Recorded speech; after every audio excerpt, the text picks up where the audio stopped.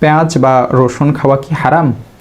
জাবির ইবনে আব্দুল্লাহ রাদিয়াল্লাহু তাআলা আনহু থেকে বর্ণিত, তিনি বলেন, নবী করিম সাল্লাল্লাহু আলাইহি ওয়াসাল্লাম বলেছেন, যে ব্যক্তি রসুন বা পেঁয়াজ খায় সে যেন আমাদের থেকে দূরে থাকে, অথবা বলেছেন সে যেন আমাদের মসজিদ থেকে দূরে থাকে আর নিজ ঘরে বসে থাকে।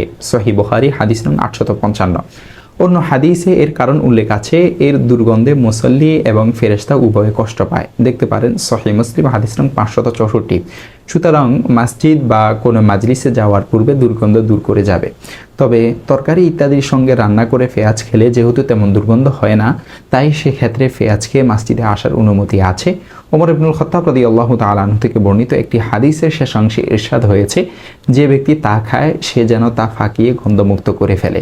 দেখতে পারেন নাসাই হাদিস নং 708। আবু আইয়ুব আল আনসারী রাদিয়াল্লাহু তাআলা আনহু বলেন, নবীজি সাল্লাল্লাহু আলাইহি ওয়াসাল্লামের সামনে খাবার পেশ করলে তিনি খেতেন এবং বেঁচে যাওয়া অংশ পাঠিয়ে দিতেন। একদিন তিনি খাওয়া ছাড়াই একটি খাবার পাঠিয়ে দিলেন। আমি বুঝতে পারলাম তাতে রসুন থাকার কারণে তিনি তা খাননি। তখন আমি তাকে জিজ্ঞাসা করলাম, রসুন খাওয়া কি হারাম? তিনি বললেন, না, তবে এর দুর্গন্ধের কারণে আমি তা পছন্দ করি না। দেখতে পারেন সহিহ মুসলিম হাদিস নং 2053। তাহলে কাঁচা পেঁয়াজ বা রসুন খাওয়া যাবে, প্রয়োজন শুধু খাওয়ার পরে ভালো করে মুখের দুর্গন্ধটা দূর করা।